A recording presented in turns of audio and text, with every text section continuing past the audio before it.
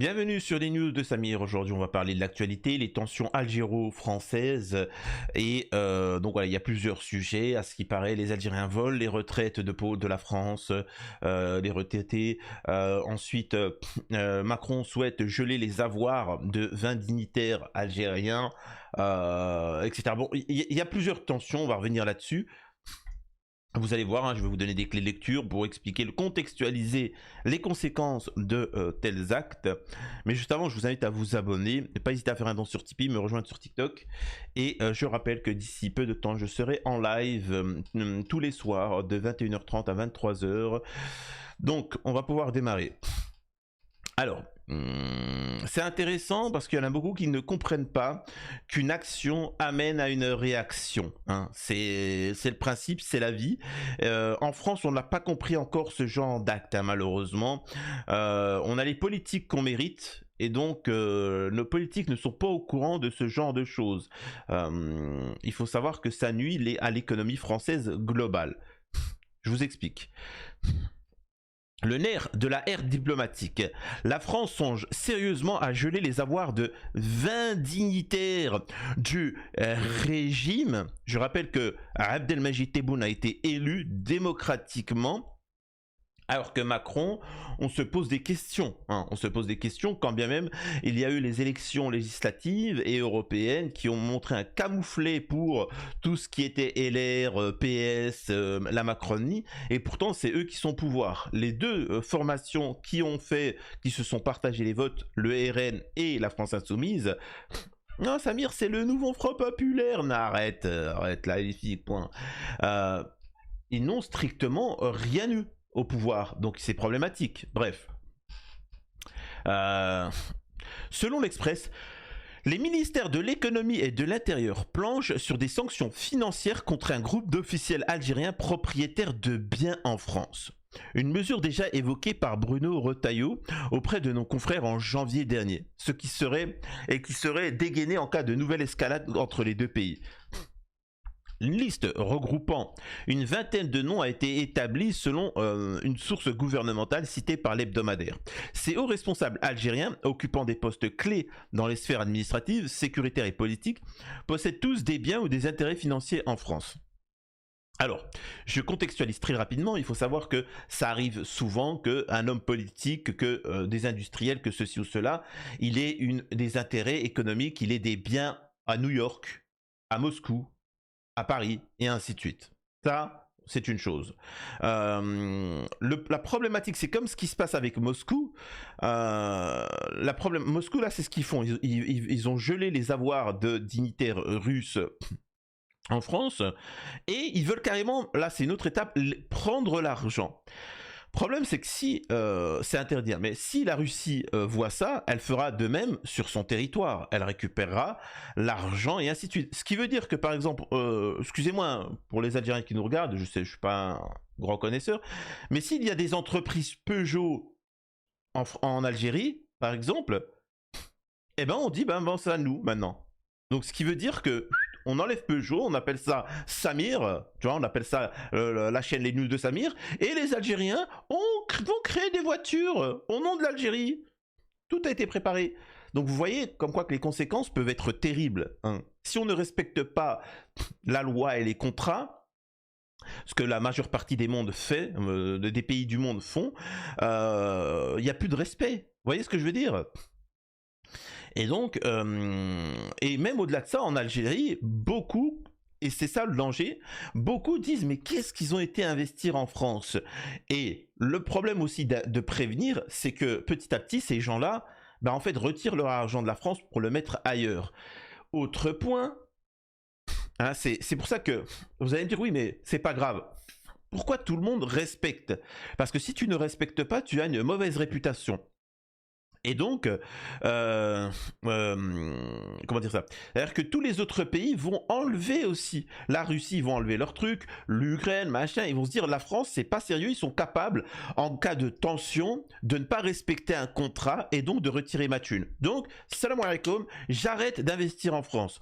Ça a des conséquences. C'est pas pour rien que les lois, le respect des choses ont été mises en place. Vous savez, la loi la loi là, dont vous machin, etc., dont certains rêveraient de ne pas avoir de prison, ils rêveraient de ne pas avoir la loi, etc.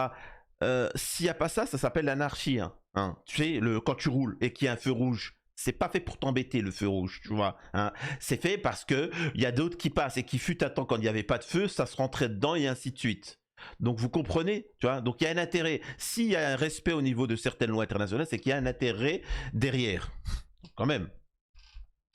Une liste.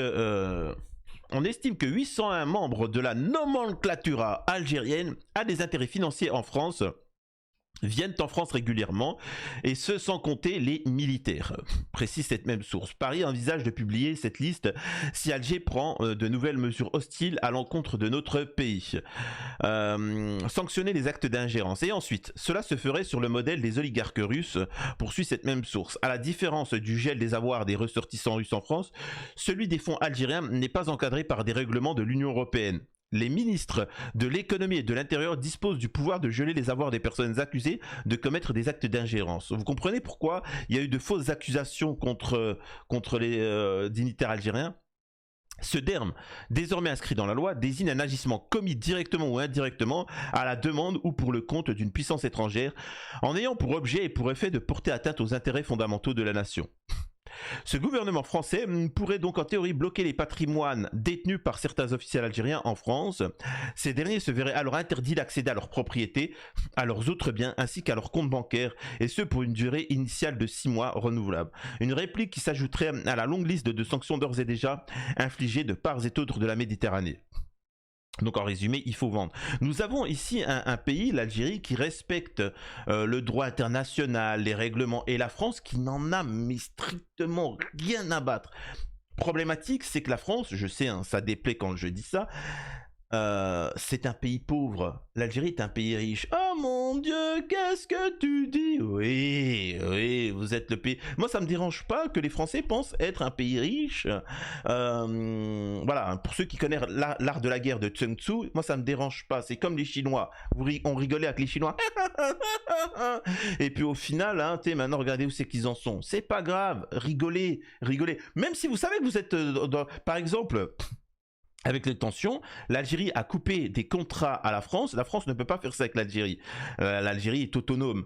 La France a subi des conséquences. Si là, les agriculteurs sortent et manifestent, c'est à cause des SMS, des tweets de Retailleau contre l'Algérie. Mais c'est pas grave. L'important, c'est qu'on est fiers et qu'on a critiqué l'Algérie. Mais je comprends pas. Si l'Algérie nous sanctionne, c'est qu'on avait des intérêts économiques.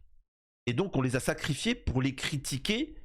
Mais quel est l'intérêt du français derrière tout ça? Aucun. Mais c'est pas grave, pas grave. Tant que vous comprendrez pas que vous avez des ennemis de l'intérieur, de gauche comme de droite. Hein, je tiens à préciser.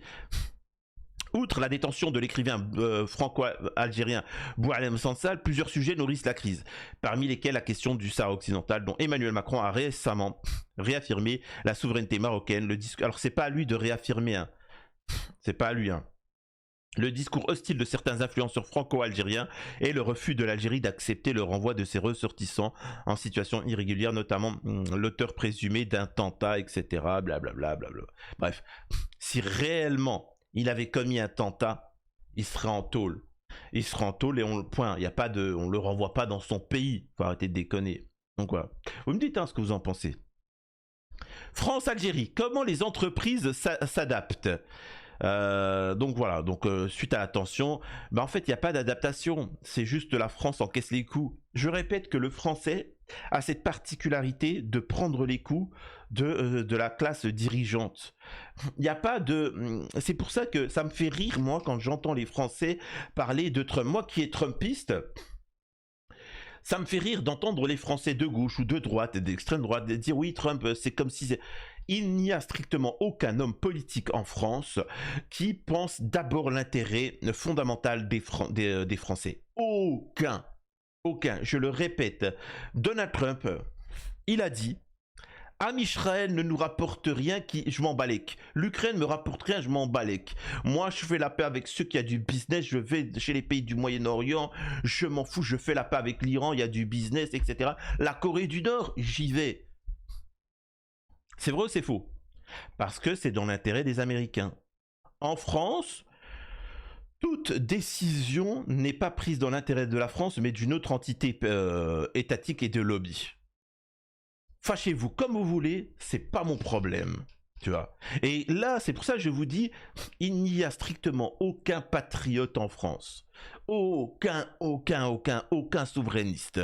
Aucun. Combien coûte vraiment la fraude à la retraite française en Algérie pour des décès non déclarés? La Cour des comptes livre son chiffrage. Selon les sages, la fraude à la retraite en Algérie, c'est exprès d'admettre ça, en Algérie est estimée entre 40 et 80 millions d'euros sur 1 milliard d'euros de pensions versées. L'institution estime que des progrès ont été constatés pour lutter contre le phénomène. Sujet. Alors je précise ce qu'il en est. Nous avons des franco-algériens, des gens qui ont travaillé en France et qui ont leur retraite. Ils peuvent la passer en France, ils peuvent la passer au Portugal, ils peuvent la passer, peu importe. Certains décident de vivre en Algérie. D'accord, on est bien d'accord. D'accord, je vais vous expliquer. Voilà. Sauf que tu ne peux pas vivre en Algérie à 100%. Quand tu es retraité français et que tu es franco-algérien, tu n'as pas forcément la nationalité que française, etc. Tu es obligé de rester, de séjourner aussi en France plus de 6 mois. Bref, ça a une importance. Donc le mec, il passe sa retraite où c'est qu'il a envie. On est bien d'accord. La majeure partie des retraités français vont au Portugal, vont en Espagne, vont au Maroc. Hein, je le rappelle, je parle là des Français de souche, parce que ça coûte moins cher, ils vont au Maroc, ils peuvent s'acheter 4 bonnes, une villa, puis vivre leur retraite comme ça tranquille. Là, certains ils retournent dans leur pays en Algérie pour vivre tranquillement. Donc voilà. Et ils font l'aller-retour, voir la famille et ainsi de suite. Donc c'est légitime. Maintenant, la question est, quand parfois ces gens-là décèdent, il est dit, soi-disant, il est dit que en fait, les mecs continuent de toucher au nom de leurs enfants. Sauf que c'est un pur mensonge. Parce que ils sont obligés de séjourner en France, donc il y a un problème, il y a des contrôles, il y a des vérifications, donc ce n'est pas logique, c'est un mensonge encore une fois, mais bon, passons.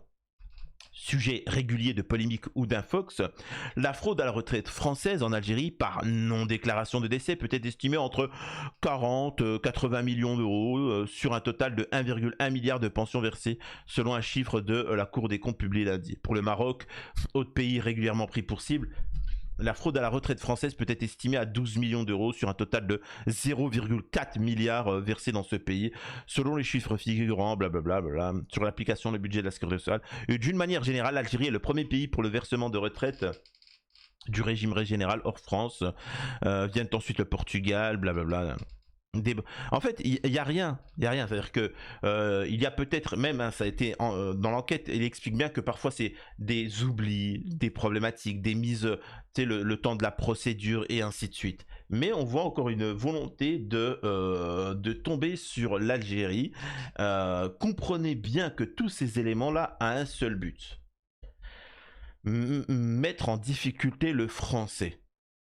Mettre en difficulté le français. Il faut que vous compreniez que vous, Français, vous avez des intérêts économiques dont vous vous en fichez, hein, je vous le dis, et le but de cette société est de vous mettre en difficulté avec la Russie, avec l'Algérie, avec les pays du Moyen-Orient, avec la Chine, avec les États-Unis. Quand même, je sais pas, réfléchissez. Vous êtes en embrouille avec tous ceux avec qui vous avez fait du business. Par contre, tous ceux qui vous prennent de l'argent, c'est-à-dire l'Union européenne, l'État d'Israël, ça, il y a des rapports énormes et on donne et on donne. Je le répète, toute cette polémique ne vise pas l'Algérie. Toute cette polémique sert à viser vous les Français. Et c'est pour ça que votre situation s'aggrave de jour en jour. Parce que vous avez des parasites à la tête de l'État qui ont une volonté, c'est de vous affamer. Hein, c'est ça le but, hein, c'est pas autre chose. La Cour des comptes revient également sur le taux de centenaires dont les bénéficiaires de retraite à l'étranger, objet régulier d'évaluation fantaisiste destiné à démontrer l'ampleur des fraudes. D'une manière générale, tout pays étranger confondu, le taux de centenaires parmi les bénéficiaires de la retraite française est légèrement supérieur, blablabla. Bon voilà, en résumé, il n'y a rien, mais il faut qu'on parle de l'Algérie. C'est fou. Passons. Gracié ou définitivement condamné, Boualem Sansal détenu en Algérie. Les différents scénarios possibles. Je le répète, nous, Français, qu'est-ce qu'on en a strictement rien à battre de Boualem Sansal? Pourtant, c'est la priorité du système. Il y en a plein des journalistes enfermés, il y en a plein des Français enfermés, mais on s'en fiche. Boualem Sansal n'est pas un écrivain, hein. C'est quelqu'un qui a fait de la corruption et qui est nauséabond. Je pose la question, pourquoi on priorise Boualem Sansal? Parce que c'est un agent de l'entité sionarde, tu vois. Parce que des agents français, il y en a plein qui ont des problématiques et on s'en occupe pas. C'est quand même particulier. Et la France a peur que vous regardiez ce qui se passe en Russie, en Chine et en Algérie. C'est pour ça que je vous avais fait une vidéo pour dire qu'un influenceur qui s'appelle iShowSpeed, qui visite le monde, il fait un peu le fou, c'est un Renoir. Il a visité par exemple la Chine et il se rend compte à quel point ils sont avancés technologiquement. Ce qu'on leur dit sur la Chine, c'est faux. Et il est choc-barre, tu vois. Et donc, c'est le but de ces sociétés de vous mentir et de ne pas voir ce qui se passe à côté. En Algérie, 3 ex-candidats. C'est-à-dire que là, le français, et c'est ça le problème là, le français de souche là qui me regarde, il est là. Oh mon Dieu! Tu vois, il est choqué. Et quand tu lui dis pourquoi, ben, ils ont mis en taule des hommes politiques qui ont volé dans la caisse. Mais c'est mal ou c'est bien? BFM, c'est news, c'est mort. Non, c'est bien. Alors que c'est-à-dire qu'on a des pays comme au Japon. Au Japon, il y a quelqu'un qui avait dit une blague. Ouais, en tant que ministre, j'aurais du riz de l'agriculture, j'aurais du riz gratuit.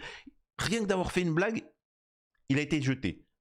Le ministre chinois a dû démissionner, juste pour une blague. En Algérie, quand tu as des personnes qui sont en politique et qui volent dans la caisse, ils vont 10 ans en tôle ferme direct, hein, et ça ne discute pas. En France, ils se représentent, ils continuent, ils parlent, et en plus ils menacent les Français, et en plus ils tombent sur les Français, ils font la morale. Et devinez ce que disent les Français? L'Algérie dictateur. Ah là là là là, c'est phénoménal quand même, hein. Ah, vive la France. Ils avaient vu leur candidature à la magistrature suprême rejetée. Moins de 2 mois avant le scrutin du 7 septembre 2024, 3 prétendants à la dernière élection présidentielle en Algérie ont été condamnés lundi 26 mai à 10 ans de prison ferme pour corruption, a déclaré à l'AFP une source judiciaire. Les 3 mis en cause restent libres et ont 10 jours pour faire appel. Ils doivent également s'acquitter d'une amende d'environ 6 700 €. Le parquet avait requis une peine à l'encontre de la femme d'affaires Saïda Negza et l'ancien ministre Belkacem Saali et Hamadi, voilà, on va aller plus vite, accusés d'achat de parrainage. Quelques 70 autres accusés dans cette affaire, dont 3 fils de Saïda, ont été condamnés à des peines allant de 5 à 8 ans. Parmi ces accusés figurent des élus locaux et des membres de l'organisation patronale de la Confédération Générale des Entreprises Algériennes. C'est pas très intéressant, moi c'est pas le sujet en lui-même qui m'intéresse, c'est de dire que dans toute société, la corruption existe. Le paradis n'existe pas. Vous savez, en Arabie Saoudite, il n'y a pas de vol. Très peu. Au Qatar, il n'y a pas de vol. Vous savez, dans ces pays-là, il y a une sévère... Vous savez au Japon pourquoi il n'y a pas de vol? Mais parce que les gens... Tu vois, vous savez pourquoi? Parce que si tu voles, on t'arrête. On t'arrête à tout de suite. Hein. Tu vois, t'as été... Hop, allez, tu vas en prison direct. Allez, pendant 6 mois. Et tu ressors 6 mois. Voilà. Il n'y a pas de je te rappelle à l'ordre et je te procédure et que t'as rien et que je machin et que je te ci et que je te ça, etc. Demain, je suis désolé de dire ça, regardez les pays, hein, les pays où il y a la peine capitale pour ceux qui bipent des femmes, vous verrez qu'il y en a beaucoup moins que dans des pays où la sanction est très light. Donc c'est répréhensible. Donc voilà. Ce que je veux dire par là, c'est qu'il y aura toujours des voleurs. Il y aura toujours des gens qui bipent des femmes et des enfants. Il y aura toujours des gens qui veulent taper dans la caisse. Mais s'il y a derrière une sanction tellement sévère que ça serait contre-productif, ils vont arrêter. Ils vont plus se permettre de faire ça. C'est tout. C'est tout. discuter. Et donc, en France, il faut qu'on arrive au pouvoir et qu'on change les choses de tout ça et qu'on soit beaucoup plus sévère au niveau de la justice. Quand je dis plus sévère au niveau de la justice, je parle des pédos, je parle de ceux qui font de la corruption et ainsi de suite. Je ne parle pas de la personne qui n'a pas payé son impôt à l'heure. Hein. Je ne parle pas de vous qui vous êtes garé dans une place un peu qui n'était pas autorisée. Je ne parle pas de ça, bien évidemment, parce que là, ils sont très sévères en France. Dites-moi ce que vous en pensez, si vous êtes d'accord avec moi sur ce sujet ou non. Hein, n'hésitez pas à donner votre avis en commentaire. À la prochaine sur les news de Samir.